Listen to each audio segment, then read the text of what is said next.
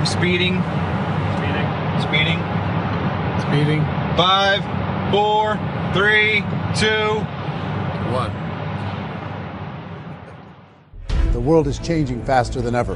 What used to take decades is now taking years or even months. What you see right now is the illusion that people have had for many decades about the workplace being this secure place to work the rest of your life. For the first time in the history of our nation, our children will not do as well as us. We've seen our friends get laid off. We've been laid off. We've had our pay cut. People are overworked and underpaid. They seem to have less time and less freedom. They live under constant pressure.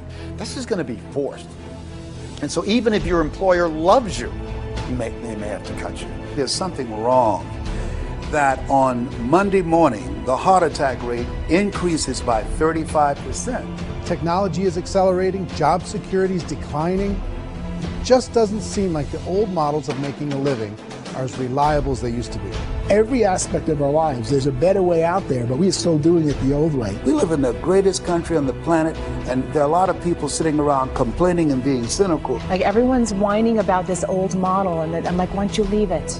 Look at all this over here. Look at all this opportunity. Since so much of our lives revolve around our work and the way we make our living, many people are thinking there just has to be a better way. The biggest challenge facing our world today is not making money, is what are we going to do with all the displaced, unemployed people? People are afraid that they're going to make the wrong decision. People are afraid of the unknown. People are afraid that maybe I don't have the skills. Hey, sports fans, industrial age is over. It's dead. It's dying. That's why going to school to get a job is an obsolete idea. A steady paycheck is an industrial age idea.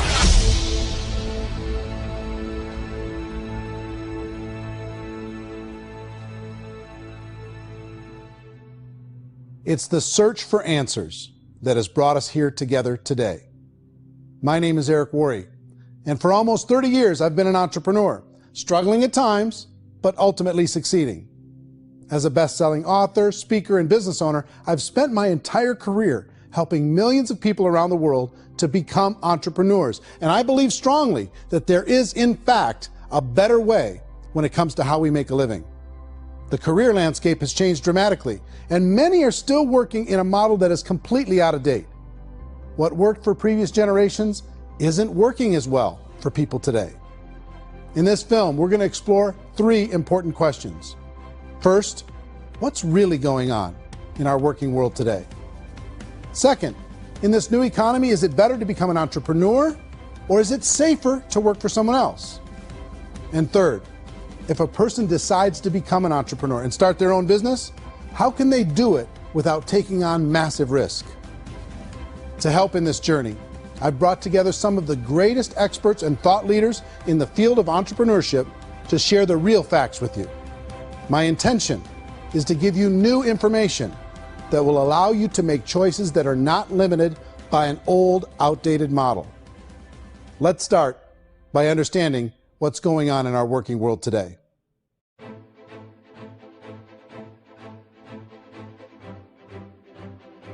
Let's look at unemployment. 30–40% of the people are honestly not working, but would be working.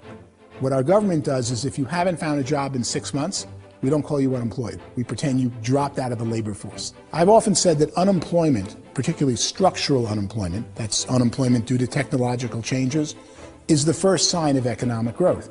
Think of it, 10 people live on an island. They go out every day and fish. One day, new technology shows up. A missionary brings them a net. Now, using the net, one pilots the boat, one throws the net.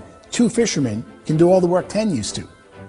That's a 500% increase in productivity, 2 doing the work of 10, in one day. You don't have to learn a lot to learn how to throw a net instead of throw a fishing line. The island's got a big problem, 80% unemployment. But the island still has all the wealth of the fish because the 2 people produce as much fish as 10 did. Now, of course, looking back in history, these changes used to take thousands of years. And during that time, we went into farming and transportation. Some of us became doctors and some teachers and lawyers, and we developed all these new professions and new manufacturing jobs. Today, these changes are occurring literally in one day when a new technological advance occurs, and we don't have the social structures to deal with it or to retrain the unemployed people. So one of the things that I think is interesting as I travel across the country and really travel around the world is the way that we work and the way we get paid for work is changing pretty dramatically. On a global basis, everything is being turned upside down because of the rapidly advancing technologies. They are eliminating many jobs, and we have been left with many people not prepared for the jobs that exist. A lot of demand in public companies was to squeeze out all the fat and to get just as much margin as we possibly could, and fat equals humans. So this idea of job security in information age is so obsolete, but it's still taught inside our school system, and that's where the problem starts. There's no financial education in the school system, and people are still trained to be employees to work for that paycheck. This is a chart on the middle class. What's happening in the middle class, those that went to school, their incomes have been coming down for years. And parents still say to their kids, go to school, get a job. Now what happens to all those middle class people who are dropping off the ends of the chart? Well, they become what's called working poor.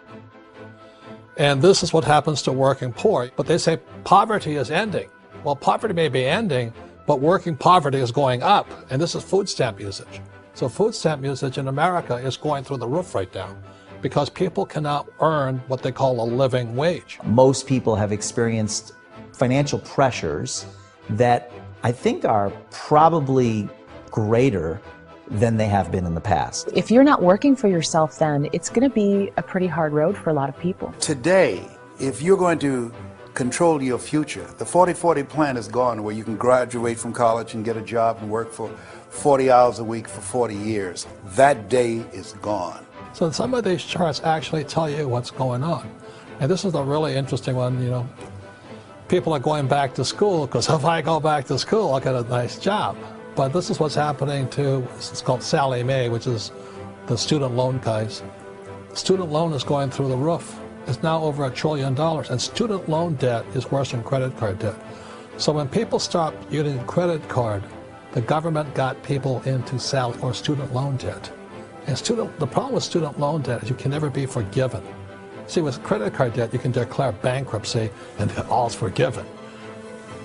But student loan debt, you can declare bankruptcy, you still owe it. It's the worst of all debt.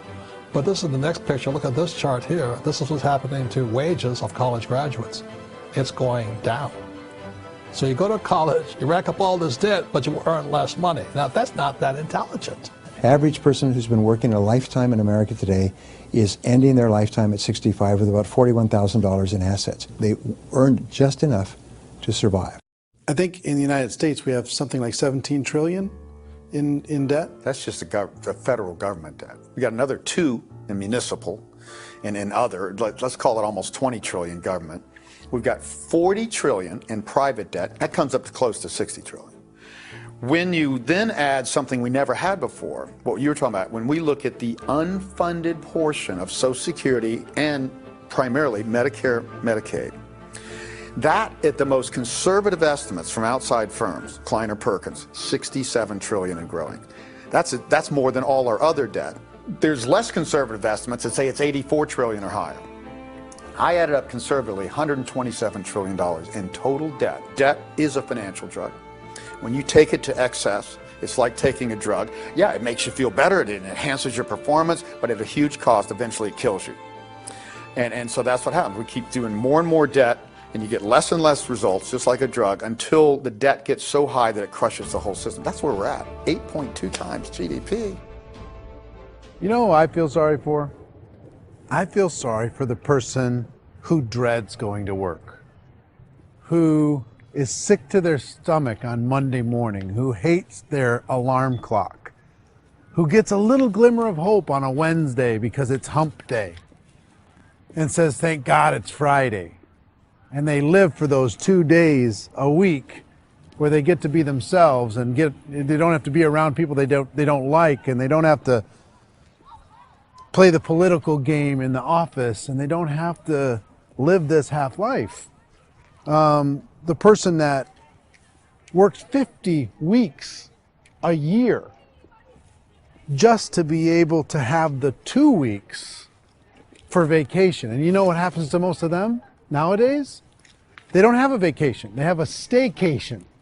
They have time off of work, but they don't get to go where they want to go because they're overextended. They've got all this debt. They got all this situation. They hate their alarm clock. They can't sleep until they're done. They have to spend most of their life in traffic. I feel sorry for that group of people because there's a better way. They just don't know it. I see this really interesting attempt at rugged individuality in a 6x8 rectangle. And I feel like you're all the same, except for the little push pins of the pictures. There's different pictures. Yours is named Jenny and his is named Sujara, but it's the same people. And this is how they are, and they're just like the zombies, and there's no joy in there, there's no fun. There's always like the wacky woman who decorates her cubicle, and that's the most she can do there. You got to give her credits, right? The wacky cubicle woman. The basis for their life is worry. I'm worried, you know, maybe I'll get fired. I'm worried maybe my company will go out of business. I'm worried I can't keep spinning the plates on paying the bills. I'm worried about how do I send my kids to college. I'm worried, what if the transmission of my car breaks? That's, you know, 2 or 3, I can't fix it. People live in a sea of worry, and it eats at them. Those signs that people held up during the Depression didn't say looking for gainful employment in a cubicle. It said looking for work. Work is what we're looking for. Job is just a unit of measurement. Work is what we're going after. It's time to look in the mirror and say, it's not the economy, it's my economy. It's my little world of where I am. I need to improve. I'm not going to wait for the economy to come back because, frankly, the economy is doing great in this country. So I'm here on Wall Street, the financial center of the universe, the financial capital of the world. This is where most people's money goes to at least be held for a time, right? With interest rates in banks being effectively zero, and many experts are predicting it's going to stay at zero for the next 10, 20, even 30 years, people feel like they don't have any choice but to put their future into equities, to put their future into the hands of other people on this stock market, and hope that the stock market goes up, hope that the stocks that their advisors pick or that they pick goes up. That's one way to go, I guess. It's my personal belief that if you put your future into the hands of yourself, in other words, you have earning power by yourself, I think you're a better investment than these guys. I think you controlling your future is a better option than handing over your retirement to these guys. The average household income in the United States is approximately $50,000 a year, what they call the middle class. To reach the top 25% of income earners, you need to earn at least $90,000 a year. To reach the top 10% would be a household income of $140,000, the top 5%, $190,000, and to be in the top 1%, you'd need a combined household income of at least $380,000 a year. So here's the question. What do you think would give you the best chance to move up and get to the top 10%, the top 5%, the top 1% or beyond? In my opinion, and in the opinion of many, many experts, the answer is to become an entrepreneur, to become your own boss. I think you have to be a business owner. I can't, the only time I ever say to someone it'd be great to be an employee is when they've already told me they've surrendered. I only tell people who are wounded spiritually that they should be an employee. And it's that feeling that you get when you pick up the backpack off the little Cub Scout and say, "Don't worry, little guy, we'll get you back to the camp." You know, it is in no way a kindness when I tell someone they'd be a great employee. The other status symbol really increasingly is lifestyle. And people can own their own business, maybe even work out of their house. That, I tell you, people admire that. Like, gosh, I wish I could do that. The spirit of the entrepreneur is to be a risk taker and to be resourceful and unstoppable and to have a vision of yourself beyond where you are and not willing to settle for life as it is. Think about the great entrepreneurs. They're visionary. They have heart. They're willing to do today what others won't so they can do tomorrow what others can't. Personally, I don't think of the new economy, the old economy. I create my own economy. The entrepreneur's in control. I decide what the economy is going to be like. In the world of entrepreneurship, there are no limits. you can make as much as you want, depending on how much you want to work and how smart you are and how great a team you put together. There's no more lifetime rewarding business than being an entrepreneur. Why in America, where anyone could be anything, would people want to give up their freedom and become effectively a modern-day slave, told shut up and be here every morning at 7:30, leave at 5:30, and do what I tell you? If people decide to become an entrepreneur and work for themselves, they have some traditional options, but they're riskier than you might think. Any kind of a retail business, retail build-outs, is extremely expensive. Even just these small little yogurt stores where they're putting little yogurt machines and you get all the different flavors, you're spending $200,000, $300,000, $400,000 to open a yogurt shop. I would love to buy a Dunkin' Donuts, but it's $500,000 or so to start. I don't quite have that just in case money. Risk you can lose it all, and most guys do 2 or 3 times, and even big guys like Branson, because I'm such a fan of his, half his companies don't work. If you make $1 million, your problems are going to go away. If you make $1 billion, your problems are really going to go away. Just the opposite. You and I know when you're making $1 million, you got $1 million responsibilities. You make $1 billion, you got 1,000 times $1 million responsibilities. And most people say, I'd love to be my own boss. 70% of Americans would love to be their own boss, according to recent polls. But they don't know how to get there. Because what are you going to do? One, you could buy an existing business. If somebody's selling an existing business, you have to ask why. Usually because it's probably hard. It's probably not making as much money as they hope. 2, they could buy a franchise. A little less risk, proven system, but it's expensive to be able to do that. 3, they could start something from scratch. And that's where a lot of people feel like, I don't have the chops to do it. I don't have the money. I don't have the product idea. I don't have the expertise. I don't have whatever it's going to take to be able to get there, and I can't risk my family to do it. So, 4th, they could become an investor. A lot of people in this town invest to try and figure out a way, but you got to be pretty smart with that game too, right? Venture capitalists, who are the very best and most sophisticated in investing in new breakthrough businesses, make it on 1 out of 11. That means 10 out of 11 are mediocre or fail. Most of them fail. That's the risk there. An angel investor is lucky to get 1 out of 15 or 20. A business is a team sport. Like, I have to have accountants, I have to have engineers, I have to have system designers, I have to have sales, marketing, I have to have accounting, I have to have mission statements, I have to have legal and all that.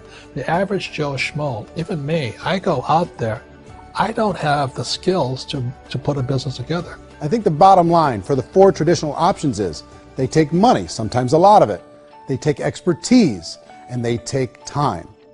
All of that adds up to just too much risk for most people. I bought a business from somebody else and it was a lot of work, and you start wondering, what did I just buy? Because I guess ultimately I own your email list and I just overpaid for it. People that start their own business, they spend a lot of money, they spend a lot of time, a lot of effort to get things started. And the more you invest on the upfront, the harder you typically work at it. I can tell you what the success rate is of a restaurant. If what is it? They're crazy enough. About 90% of them fail. About 90%, in how quickly? Year less. Wow. And if we're talking non-franchise, we're talking franchise, Sure. That's totally different. Yeah. But our students aren't getting franchise restaurants. You got to invest big money. Exactly. And with someone like McDonald's, you've had to work with the company for a long period of time, really know the Even have a chance of investing $1 million. have a chance, and it's a slim chance. What if there was a way that you had all the proven aspects, the comfort aspects, and you could still control your own life? What if there was both? In other words, you didn't have to create everything from scratch. You didn't have to be a super leader.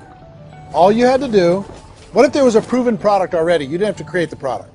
And there's a proven system already, proven training already. Everything except an employer. That was the only thing that you didn't have. Do you think more people would be open to working for themselves in that environment?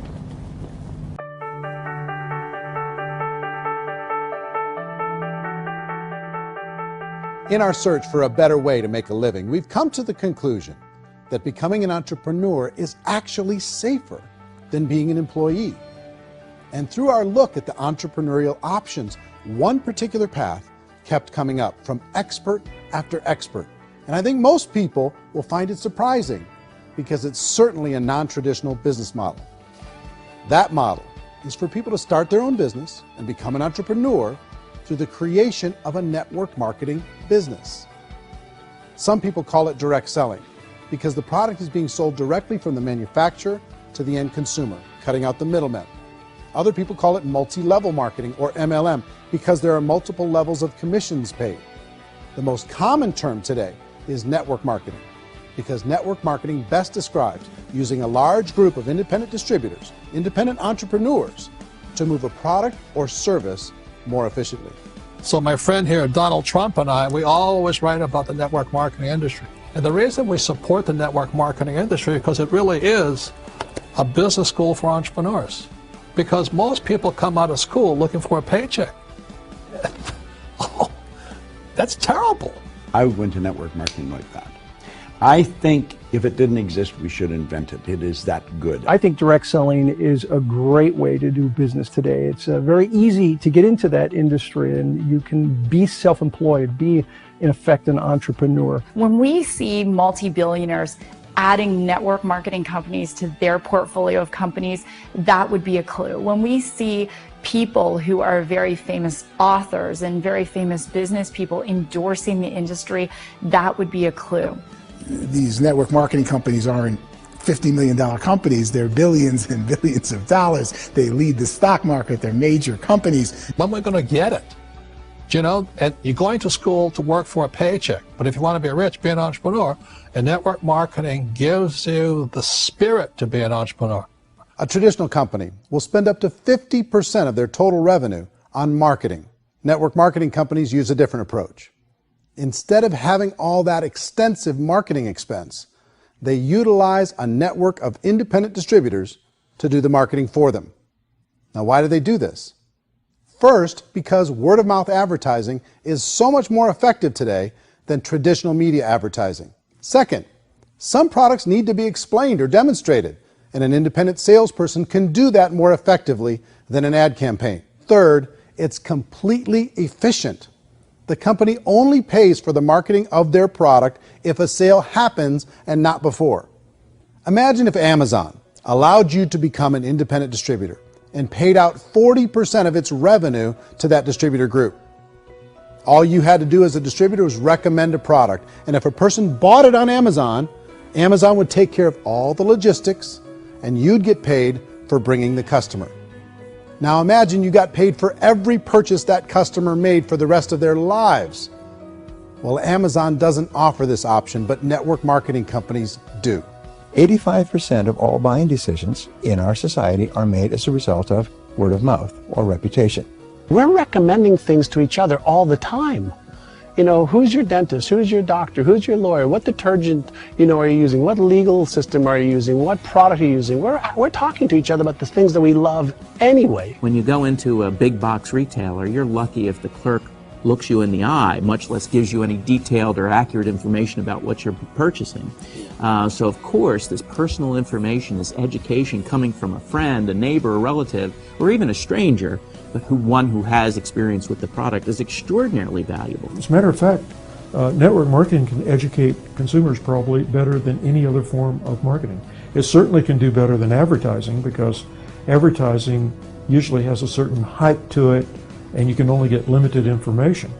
So, network marketing trumps advertising. If you were a typical sales company and you wanted to sell $1 million a month worth of product, you might go find 100 superstar salespeople. The quota would be $10,000 a month. So network marketing as a distribution system just flips the numbers. So we use 10,000 happy, raving fans of a particular product, and we don't concern ourselves so much with how much product each one of them individually sells. If they sell just $100 or $200 a month, and there's 10,000 of them, you're selling $1 million to $2 million a month worth of product. And that's the best way I can explain how network marketing works. This is the marketing arm of the company. There's not money being wasted on bricks and mortar. There's not money being wasted on inventory that's sitting stagnant somewhere. There's not of employees standing around that don't have customers. These are people that are going to connect with customers. These companies allow people to become independent distributors for extremely low cost and with no minimum time or sales quota. Essentially, they own their own business and can provide as much or as little sales as they choose. In other words, the distributor gets all the benefits of traditional business ownership without the risk. The advantage of network marketing is the ease of entry, the low risk, and the low startup cost, because almost everything else has very high risk. You can get in for a minimal investment. You're buying into a system that's already been proven, products or services that have been proven to work. The keys to network marketing is providing an opportunity for the masses to get involved, providing an opportunity for the average person who doesn't have the resources to start their own business. All of this so far is fairly straightforward, but network marketing offers another benefit. And it's this benefit that makes it so interesting for entrepreneurs. Network marketing allows a distributor to build their own network of other distributors and then compensates them on the sales created by that entire group. Direct selling is, at its base, very simple. It's the sale of a product or service to an individual on a face-to-face, one-on-one basis, just the way we're talking right now. But there's an important element as well, and that's the offering in conjunction with that sale of product, the offering of an opportunity for someone to make something of themselves. No matter what your social status is, no matter what language that you speak, I mean, look how many unbelievable people are becoming successful to speak every kind of language out there. What an awesome gift to give the world. Instead of having to work your way up in a system and prove that you could be a sales manager, they just decided everybody can be a sales manager. Everybody gets to build a sales team from day one. And so what that brought into the system of growth as a direct selling company is the concept of compounding or geometric progression.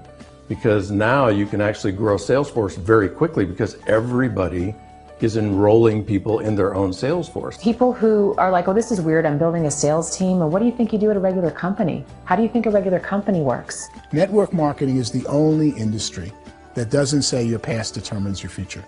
It looks at your past and says, okay, now what can we train you to do so you can have a great future? Every other employer out there wants to exploit you for what you already know, not teach you something new. Network marketing has a potential to save the United States and the world, because it's going to teach people not to be employees, but to be entrepreneurs.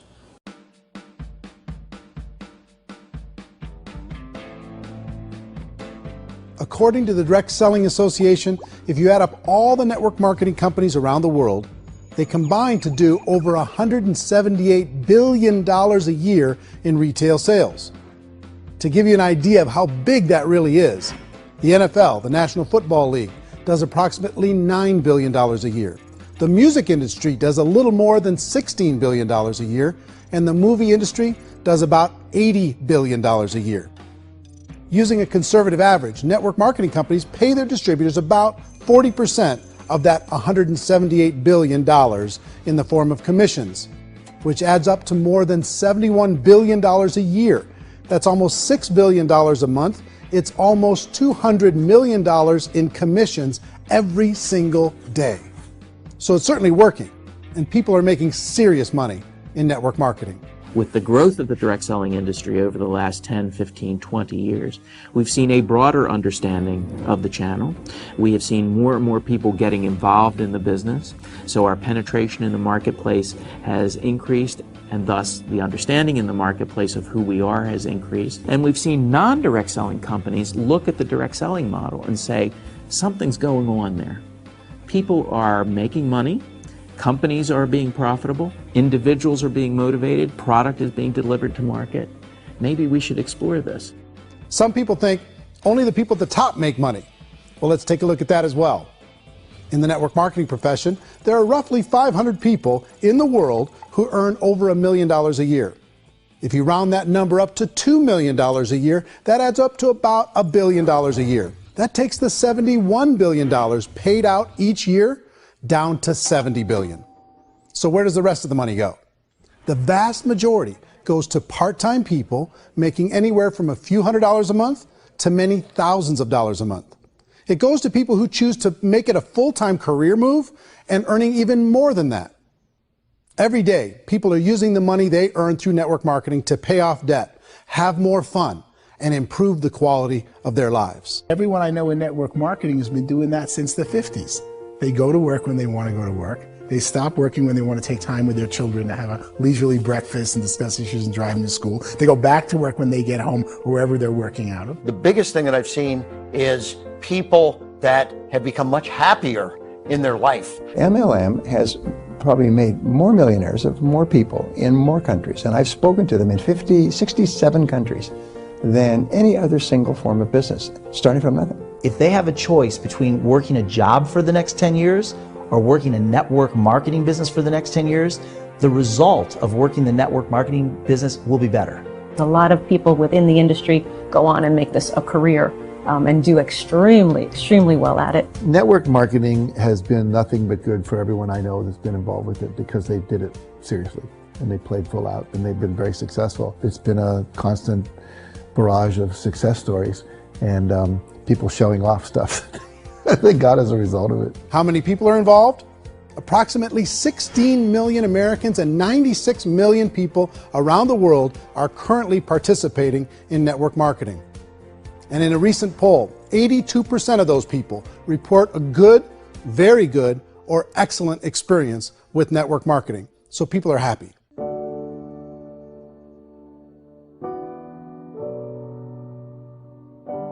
So I've taken a look at the network marketing profession and really tried to understand why so many people are confused as to the validity of this as a business.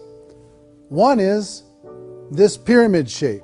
People get really messed up with this pyramid. Oh, it's one of those pyramid things. So I just think there are a lot of haters out there who really don't understand the industry and say, oh, it's a get-rich-quick scheme. It's a pyramid. Well, corporate America is a pyramid scheme. You know what I mean? It goes like this.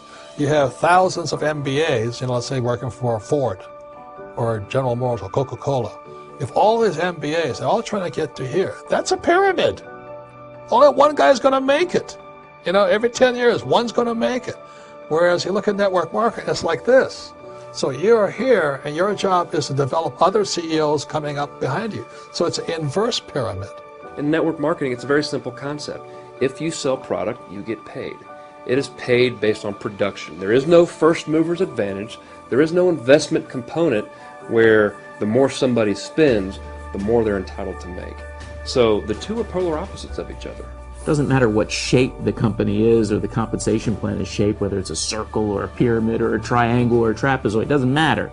If compensation is coming primarily from recruitment, then you've got a problem.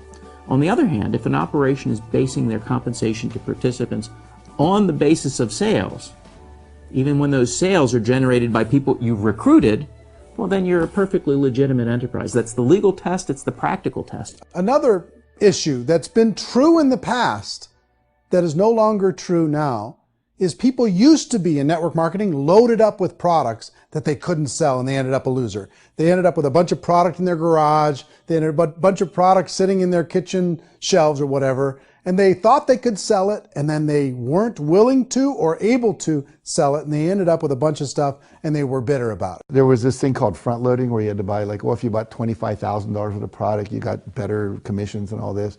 Today, it's almost all done by computer. It's direct mail, comes from a warehouse somewhere else. You don't have to have all this inventory. You don't have to stock up.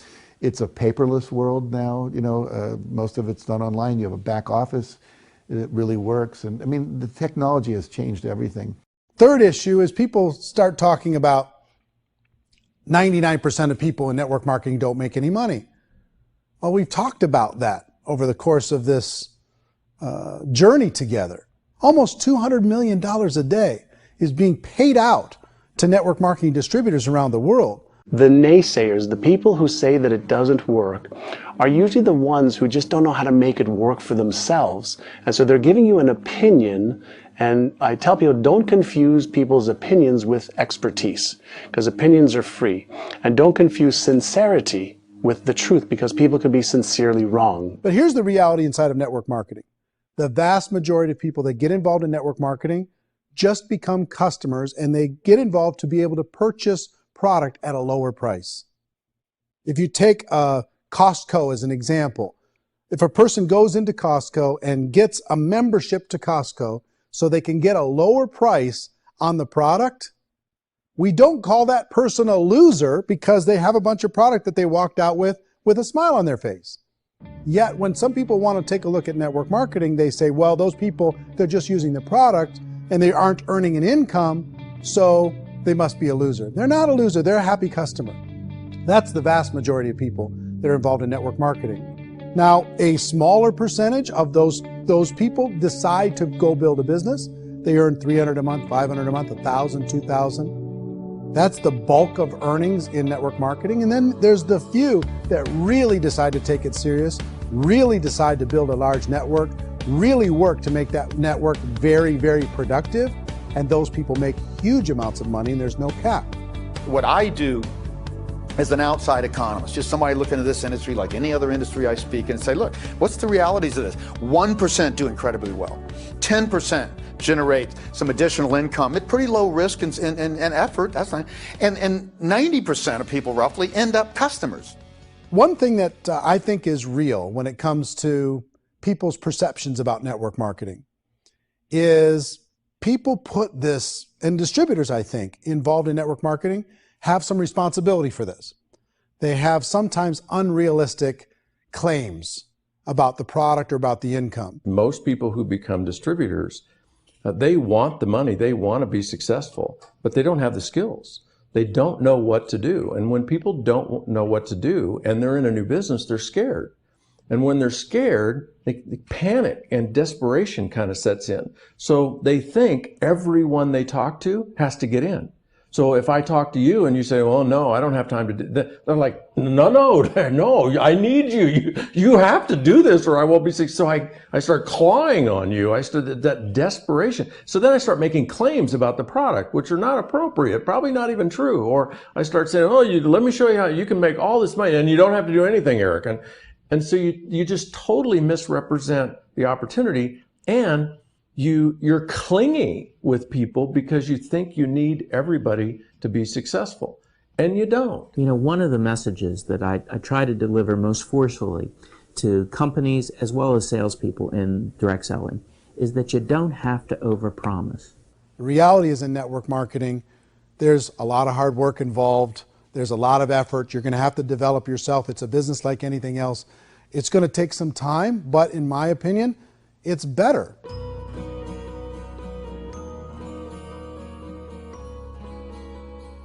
It's light years better for people starting today than it was even 5 years ago. I think it's more widely accepted now, and people understand it is a business. It is being an entrepreneur. It is being a business owner. Our belief system is based upon our evaluation of something. And frequently, if we reevaluate a situation, our belief about that situation will change. The industry has changed and it's grown up. It's totally transformed. You've got young people today that have grown up with social media, and they understand networks. They understand how people are connected through technology, and they understand how money flows through those networks. So when they see network marketing, they don't see it the way their parents saw it. And we've all learned, the larger industry that you represent, has all learned from those mistakes and flaws and errors that have happened early on. Early algorithms didn't work the right way. That's all fixed. It's like when they design a computer program, they design the program, then they run it, and then they go back through and they debug it.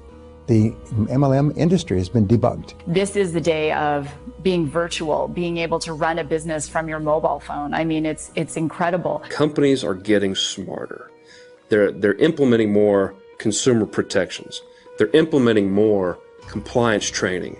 They're doing more with respect to product research. If you do get involved and you make purchases of inventory, even on a voluntary basis, if you decide that this business is not for you, you can leave and have that inventory repurchased by the company. There's no other business that offers that kind of protection on a voluntary, self-regulatory basis.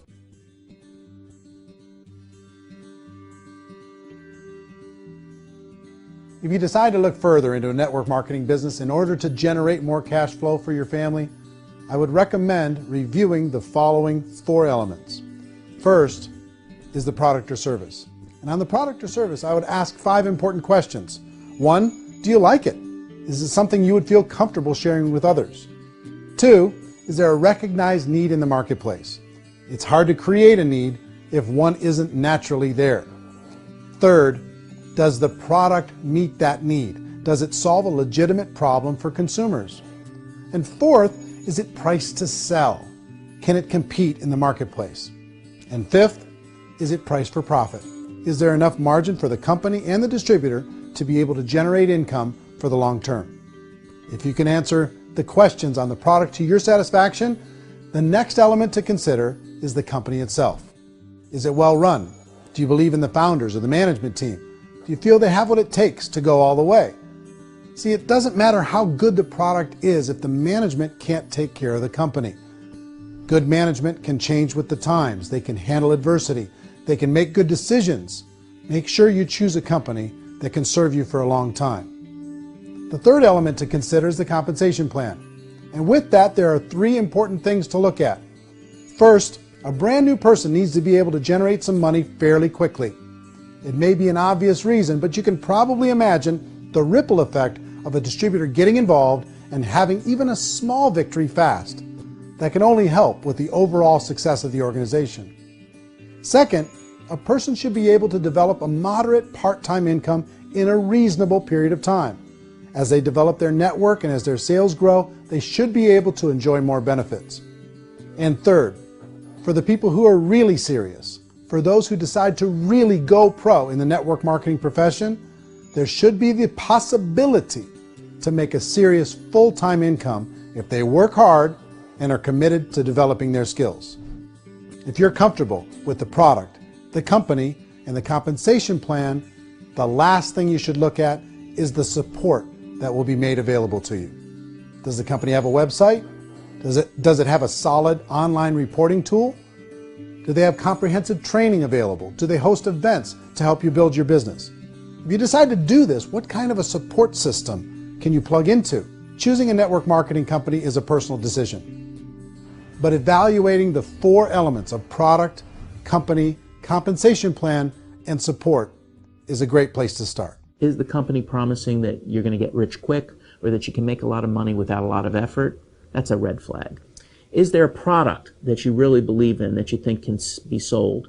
Or are you being told by salespeople or the person who's trying to recruit you or by the company itself that don't worry about the product, all you have to do is recruit other people into the business? Red flag, warning sign. If you're hearing that, take a second or even a third look. Get to know the customers, the products, the business, have some success, and see where the opportunities might take you to move up in the organization. You want to find out how concerned are they about my education, my training, and my development? Is there a space for me to grow? Most important question. Learn everything that you can about the product. Make sure it's something that you believe in, and learn everything you can about the industry and work that system. You have to be very passionate about whatever that company is doing. I would get involved. You can always test drive anything, you know, the product, the service, the community, and then lean into it a bit. If it feels good, then lean into it a lot. Behind me is the Lincoln Memorial. And this is a place where Martin Luther King Jr. had his famous "I Have a Dream" speech. And at that speech, he talked about his dream for equality for everyone around the world, and that's a noble dream. But I think more people need to remember what it was like when they were kids and the dream was still alive in them, before it got beaten out of them by reality, by this paycheck, by these responsibilities, and by having to live for this job to pay the bills. I think people need to remember that, go back to that. Once they know that there's a better way, I think their future is going to be much brighter. They can live a better life.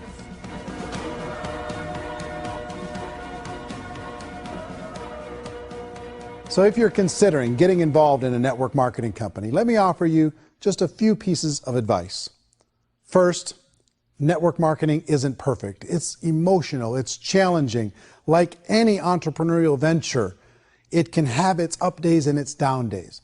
But if you have an entrepreneurial bone in your body, it's just better. Second, if you're going to do it, decide to be professional. Decide to go pro. It's better to do that than just be this amateur sticking your toe in the water. Third, as any professional, you're going to have to learn some new skills. And I promise you, inside of the network marketing profession, they're not too difficult to learn. Fourth, like anything worthwhile, it's going to take some time. Don't expect that you're going to get to the finish line right out of the gate. And fifth, it's worth it. It's worth it to be able to take charge of your life again. It's worth it to be able to control your own financial situation. It's worth it for the people you're going to be able to spend time with. It's worth it for the things you're going to be able to see and the experiences you're going to be able to experience.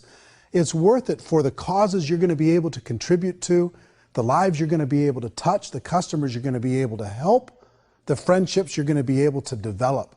I promise you, it's worth it. Remember, most people are searching for answers just like you are. But I do have to tell you the catch to network marketing. If there is a catch, if you want to understand this from an emotional point of view, people say, well, it sounds too good to be true.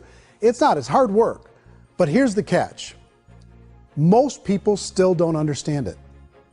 So you're going to have to endure the loss of social esteem from ignorant people. The uneducated will think less of you. Now, if you can handle that, you're on your way. If that's going to destroy you, you know what? Entrepreneurship in general probably isn't in your future. If you can face that catch, you can become unstoppable. I want everyone to really contemplate this if they're not in network marketing. You're in a job, you probably have a mortgage, you have rent, you have debt, whatever's going on. You're in a prison. You work just hard enough to keep them from firing you, and they pay you just enough to keep you from quitting. Come on! I've been there, done that, and bought that t-shirt. In network marketing, if you run into failure, it's really just a homework lesson for yourself. There's no one to blame. You really have no excuse not to be successful. You just don't.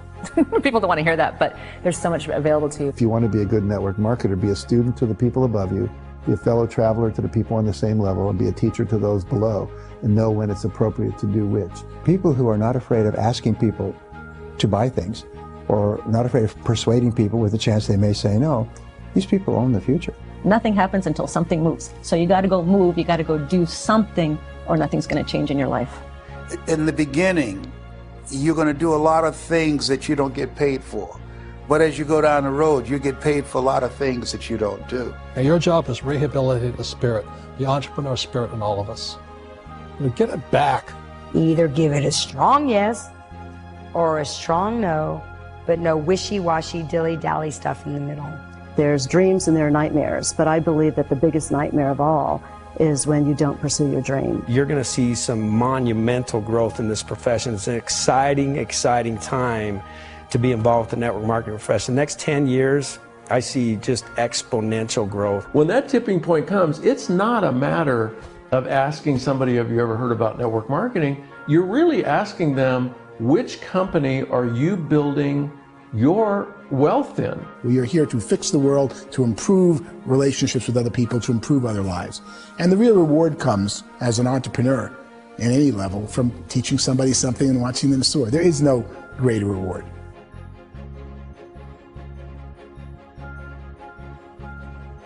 Life's too short to spend it living someone else's dream instead of your own. It's too short to spend it living at a fraction of your potential. Can being an entrepreneur be a challenge at times? Sure. But here's what you get in exchange. It can be yours. Something that you built, something that you created, something that you made happen. This balloon represents your dream. It represents entrepreneurship. My wish for all of you is that you would reach out and grab it. The choice is up to you.